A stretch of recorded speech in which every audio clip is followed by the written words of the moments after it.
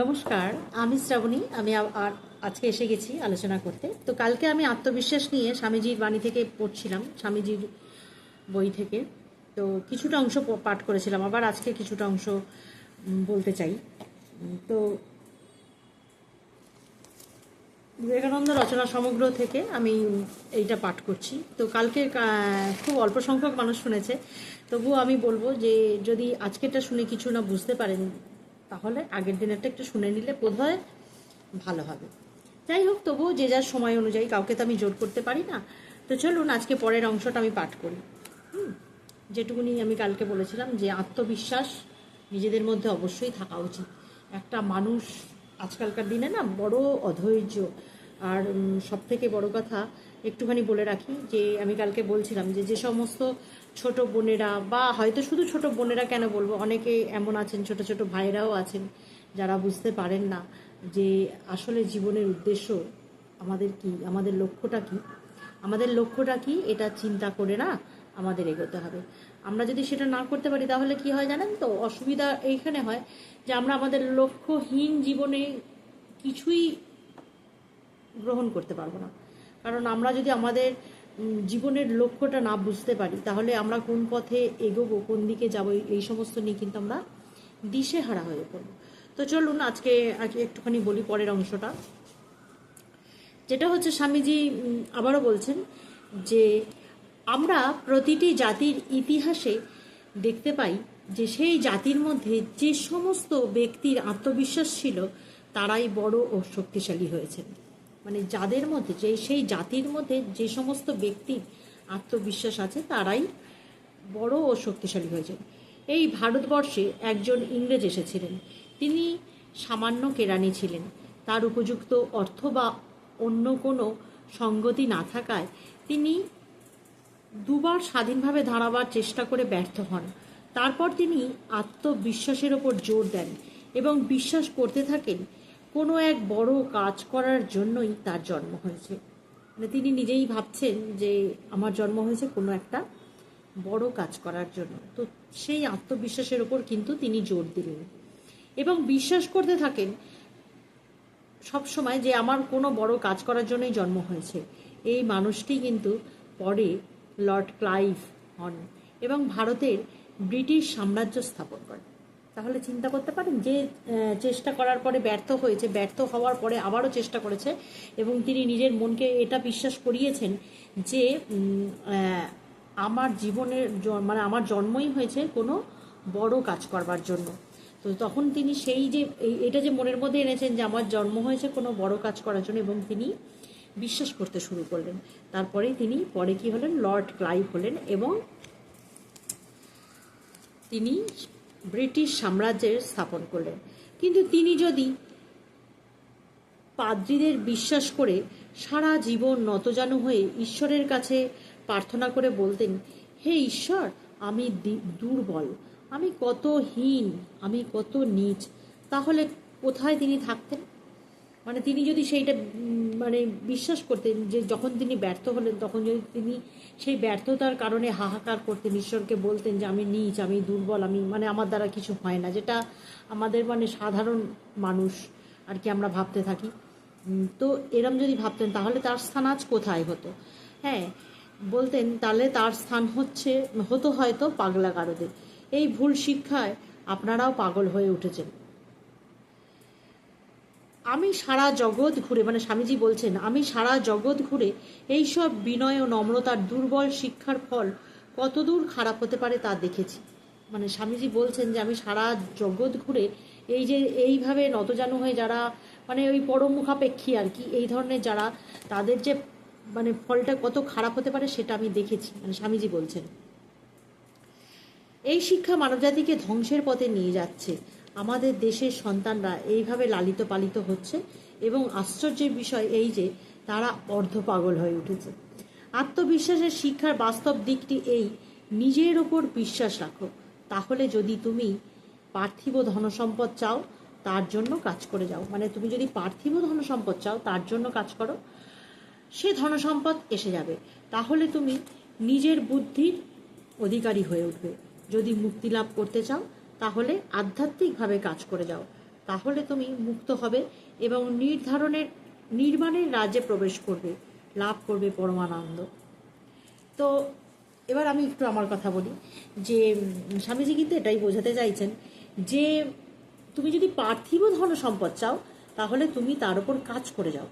মানে এটা তিনি বোঝাতে চাইছেন যে কর্ম ছাড়া কিন্তু তুমি কিছুই পাবে না, একটা কণাও পাবে না, কর্ম কিন্তু তোমাকে করতে হবে।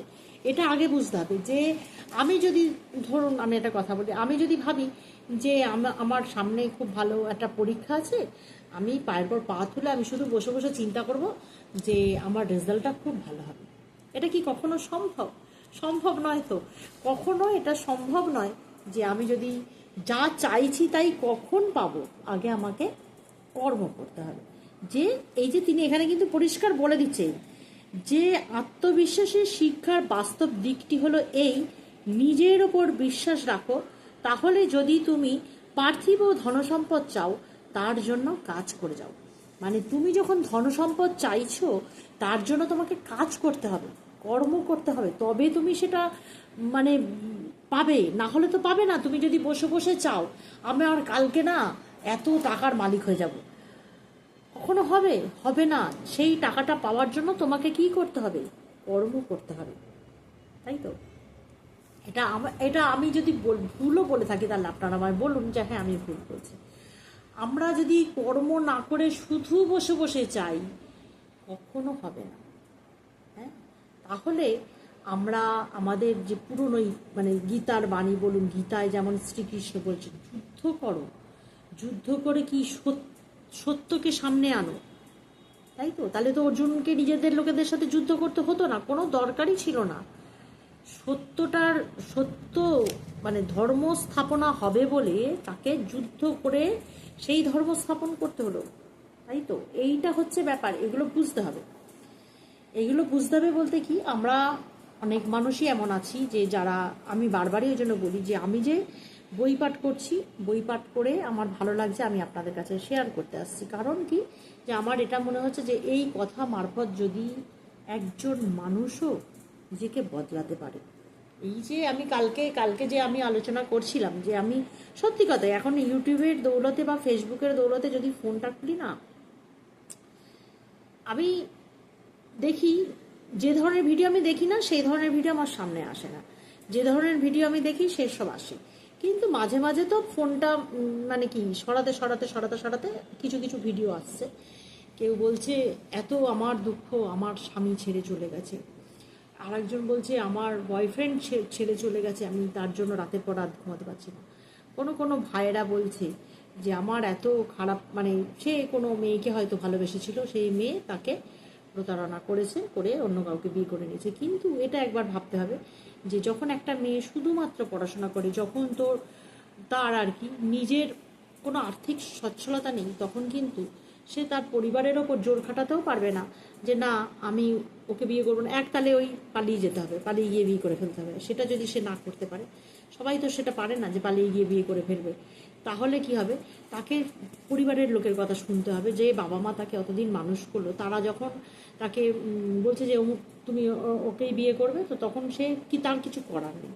সে এদিকে বাবা মার কথাও চিন্তা করছে, বাবা মার একটা সম্মানের ব্যাপার আছে, তাদের কথা চিন্তা করতে গিয়ে সে তখন হয়তো সেই বাবা মার দেখা পাত্রকে বিয়ে করে চলে গেল। হয়তো এমন হয়েছে যে সেই ছেলেকে তার বাড়ির লোকের পছন্দ না, কিন্তু এগুলো কি এইটা নিয়েই তা বলে আমার সেই গার্লফ্রেন্ড চলে গেল বিয়ে করে বলে কি আমি সেটা নিয়ে পড়ে থাকলে তো আমার জীবনটা চলবে? তাহলে তো আমি ঈশ্বরের দেওয়া এত সুন্দর জীবনটাকে তো আমি নষ্ট করে ফেলবো। ঠিক আছে, সে চলে গেছে, সে চলে যেতেই পারে, তার সেটা ব্যক্তিগত ব্যাপার। এবার আমি আমার জীবনটার দিকে তাকাই, আমি আমার দিকে তাকাই, আমি আমাকে ভালোবাসি, আমি নিজে কি করব তার একটা লক্ষ্য খুঁজি যে না আমার যদি আজকে নিশ্চয়ই একটা খুঁত আছে আমার, তাই জন্য তার পরিবারের লোক আমাকে পছন্দ করেনি, তাহলে আমি সেই জায়গাটাকে আমার উন্নত করার চেষ্টা করি। বাকি আমি যদি চাই যে আমার অনেক ধন সম্পদ হবে, আমি সেই পার্থিব ধন সম্পদের উপর আমাকে কর্ম করতে হবে। তাহলে কী ধরনের কর্ম করলে আমি সেটা করতে পারবো, মানে নিজেকে উন্নত করতে পারবো এবং সেই জায়গায় নিজেকে পৌঁছতে পারবো। তো তাহলে আমাকে সেই জায়গাটা চিন্তা করতে হবে এবং আমি আমার নিজের দিকে খেয়াল রাখবো, তাই তো? আমি তার দিকে, সে কি করছে, সে তার স্বামীর সাথে কেমন আছে, সে কোথায় চলে গেল, এই আমাকে ছেড়ে আমি যদি এইভাবে হা হুতাশ করতে থাকি তাহলে কি হবে? জীবনটা কি খুব সুন্দর হবে? হ্যাঁ, হবে না তো। তাহলে আমার সেটা চিন্তা করেও কোনো লাভ নেই। আমি এইটাই বোঝাতে চাইছি আর কি সবাইকে। যদিও আমার বোঝানো না বোঝানো হয়তো কোনো যায় আসে না, কতজন এটা শুনবে তাও জানি না, কিন্তু এই ধরনের না অনেক সুন্দর সুন্দর ভিডিও আসে ইউটিউবে। যেহেতু আমি এইগুলো নিজেও বলছি এবং আমি অন্যদেরটা খেয়ালও করছি এবং আমি বইতে পড়ছি, তা আমি সেই হিসেবে আমি কিছুদিন আগে একজন বাংলাদেশের এক ভদ্রলোক, নামটা মনে নেই, কিন্তু উনি সুন্দর বললেন যে আমাদের জীবনে না সবচেয়ে বড় গহনা হচ্ছে আত্মবিশ্বাস। বলছে এটা হচ্ছে সব থেকে, শুধু গহনা কেন বললেন, উনি বললেন দামি পোশাকও বটে, কারণ এই পোশাক যদি আমার কাছে থাকে এর বাইরে আর মনে হয় কিছু লাগে না। আর এই আত্মবিশ্বাস যখনই থাকবে না, ঈশ্বর তোমার পাশে এসে দাঁড়াবে তোমাকে সাহায্য করতে। এই হচ্ছে ব্যাপার। বলছে এর বাইরে আর কিছু নেই। আর আরেকটা যেটা বলেছেন উনি এই কথা বলেছেন যে নিজের ওই যে কথার সাথে কাজের যেন সম্পর্ক থাকে। নিজের কথাতে তুমি সৎ থাকো, যে আমি এইটা করব, তো আমি এটা করব, হয়তো 2-1 মিনিট এদিক ওদিক হবে, কিন্তু আমি ওটা করবই, অবশ্যই করব। সময় বুঝে, আমার এটা হয়তো এখনই করার দরকার, আমি এখনই করছি, আমি দেখবো এটা এখনই করার আমার কতটা প্রয়োজন, তাহলে আমি আমার কথাতে সৎ আছি, আমি এই কাজটা করব, আমি করছি। আমি ওখানে যাব, আমাকে ওখানে যেতে হবে, বা ওখানে কারোর আমাকে প্রয়োজন, তো আমি সেটা অবশ্যই করব। এটাতে আমি ওই যে চিন্তা করছি, বা আমি আমার কথাতে আমি তাকে কথা দিয়েছি যে আমি ওখানে যাব, আমি কিন্তু আমার এই নিজের জায়গাটায় সৎ থাকবো। এই যে সততা আর আত্মবিশ্বাস যদি কারোর মধ্যে থাকে না, সে অবশ্যই সফলতার পথে এগোতে পারবে। উনি এটা বলছেন, এটা কিন্তু আমার কথা না। আমি যে বারবার বলি যে এগুলো আমার কথা না, এগুলো আমাদের আগের যে সমস্ত জেনারেশন, যে মহাপুরুষ, সমস্ত মানুষের যত বই পড়ি আমি, সমস্ত বইয়েতে কিন্তু এটাই লেখা আছে যে নিজের কর্মের উপর বিশ্বাস থাকো, হ্যাঁ, নিজের কথাতে সৎ থাকো, নিজের কাজে কর্মে সৎ থাকো। মানে তুমি কি কথা বলছো, তুমি কি কাজ করছো, তুমি যে কথাটা বলছো সেই অনুযায়ী কি তুমি কাজটা করতে পারছো, এই জায়গায় কি তুমি সৎ আছো, আগে কিন্তু তোমাকে সেইটা খেয়াল করতে হবে, তাহলে কিন্তু তুমি অবশ্যই সফলতা লাভ করবে। তো চললাম আজকে এ পর্যন্তই। সবাই ভালো থাকবেন, সুস্থ থাকবেন, হাসিতে খুশিতে থাকবেন। আর ভালো লাগলে অবশ্যই কমেন্ট করবেন, আমি একটুখানি আশা করি যে আপনারা কমেন্ট করুন। আর অবশ্যই সবাই নিজেদের দিকে ধ্যান দিন, যা বলবো নিজেদের দিকে খেয়াল করুন, তাহলে কি ওই নিজেদের সফলতার পথে এগোতে পারবেন। আর অবশ্যই করে এটা দরকার যে আত্মবিশ্বাস থাকা। আমি যদি আজকে নিজের প্রতি, আমরা এখানে স্বামীজি এই যে একটা জায়গায় দেখুন আরও বলছে যে এই যে আপনারা হয়তো একথা শুনে আশ্চর্য হয়ে যাবেন যে বাস্তব জীবনে বেদান্তের প্রয়োগের ব্যাপারে আমেরিকাবাসী আমাদের থেকে ভালো। আমি সমুদ্র তীরে দাঁড়িয়ে দেখতাম বিভিন্ন দেশ থেকে বহিরাগত বিদেশিরা এদেশে আসছে। এটা স্বামীজি বলছেন, উনি দেখতেন, এটা হচ্ছে নিউ ইয়র্কের সমুদ্র তীরে দাঁড়িয়ে উনি দেখতেন বিভিন্ন দেশ থেকে বহিরাগত বিদেশিরা এদেশে আসছেন, তারা সব দিক থেকে নির্জিত, পদদলিত, গৃহহারা। বলছে আমি সমুদ্র তীরে দাঁড়িয়ে থেকে এগুলো দেখতাম যে কিছু মানুষ বিদেশিরা আসছে শুধু একটা কাপড়ের ফোঁটলা পিঠে করে নিয়ে, তো তারা পদদলিত মানুষ আর কি, অন্য জায়গা থেকে আসছে, বিদেশি গৃহহারা, তারা কারোর মুখপানে তাকাতে সাহস পেতেন না। তারা যখন আসতেন না, কারোর মুখের দিকে তাকাতে সাহস পেতেন না, তারা মানে এতটাই পদদলিত আর কি। ছিন্ন পোশাক পরিহিত এইসব মানুষের একটি কাপড়ের পুঁটলেই একমাত্র সম্বল। এরা একজন পুলিশ দেখলেই ভয়ে অন্য ফুটপাতে চলে যেত। অথচ লক্ষ্য করুন, 6 মাসের মধ্যেই এইসব মানুষেরা ভালো পোশাক পরে মাথা উঁচু করে পথ হাঁটছে। এরা সকলের মুখ পানে সাহসের সঙ্গে তাকাচ্ছে। এই আশ্চর্য পার্থক্যের কারণ কি? এই সব মানুষেরা আমেরিকা ও যে কোনো দেশ থেকেই আসুক না কেন, তাদের দুরবস্থা ছিল অবর্ণনীয়। সে দেশে তাদের বলা হতো তারা জন্মগত কৃতদাস, এবং সারা জীবন তাদের এই হীন অবস্থাতেই থাকতে হবে। তারা কখনো নিজের পায়ে ভর দিয়ে উঠে দাঁড়াতে পারবে না, এবং যদি তারা সেইভাবে চেষ্টা করতো নিজের পায়ে ভর দিয়ে উঠে দাঁড়াবার, তাহলেই তারা পদদলিত হতো। সে দেশের সব কিছুই যেন তাদের বলতো তোমরা কৃতদাস, এবং দাস হয়েই তোমাদের চিরকাল থাকতে হবে। তো যখন তাদের বারবার এই কথা বলা হতো তখন তারা কি মন থেকেই সেটা বিশ্বাস করে নিয়েছিল যে আমরা কৃতদাস, আমাদের কৃতদাস হয়েই থাকতে হবে। হয়তো অনেক অত্যাচারে অনেক কিছু কিছু মানুষ ওই গৃহ ছেড়ে যখন গৃহহারা হয়ে যখন এখানে নিউ ইয়র্কে চলে আসছে, তখন ওই যে বলছে 6 মাসের মধ্যেই কিন্তু তাদের জীবনের পরিবর্তন ঘটে যেত। তখন তারা মানুষের মুখের দিকে তাকাতো, তখন তারা নিজেদের মানুষ ভাবতে পারতো। এই যে বলছে আশাহত হয়েই থাকতে হবে তোমাদের, সে দেশে মানে বাতাসও যেন তাদেরকে এইভাবেই বলতো আর কি। কিন্তু পরবর্তী 6 মাসের মধ্যেই তারা নিজের পায়ে সোজা হয়ে দাঁড়াতো, এবং অন্যান্য মানুষ যখন তাদের সাথে করমর্দন করতো তখন তারা ভাবতো যে না, তাহলে তো আমরা কৃতদাস নই, আমরাও মানুষ। এই যে মনের মধ্যে তাদের একটা মানে ভালো ভাবনা চলে আসলো, তখনই কিন্তু তাদের আস্তে আস্তে জীবন উন্নত হতে থাকলো, এবং ওই 6 মাসের মধ্যেই তারা মানুষের মুখের দিকে তাকিয়ে কথা বলতে পারতেন। তো স্বামীজি প্রচুরভাবে বুঝিয়ে দিচ্ছেন যে আমাদের জীবনে চলতে গেলে, জীবনে সোজা হয়ে দাঁড়াতে গেলে, হ্যাঁ, তাহলে আগে আমাদের দরকার যে আমরা যেন আমাদের আত্মবিশ্বাসটা ঠিক রাখতে পারি। এইটা হচ্ছে সবথেকে বড় কথা। তো আত্মবিশ্বাস থাকলেই আমরা আবার সোজা হয়ে দাঁড়াতে পারবো। এটা আমি আবার আসবো পরের দিন, আবার বেশি মানে অনেকটা বলা হয়ে গেলে তখন আবার গন্ডগোল হয়ে যাবে। অনেকটা বললে না মানুষ শুনতে মানে চায় না আর কি, ভাবে হয়তো বাজে কথা বলছে। ঠিক আছে, তো ওই যে বললাম 2-4 জনও যদি শোনে তাহলেও আমি কৃতজ্ঞ। চললাম আজকে পর্যন্তই, আবার আসবো অন্য কোনো দিন অন্য কোনো পাঠ বা আলোচনা নিয়ে। ততক্ষণ পর্যন্ত সবাই ভালো থাকবেন।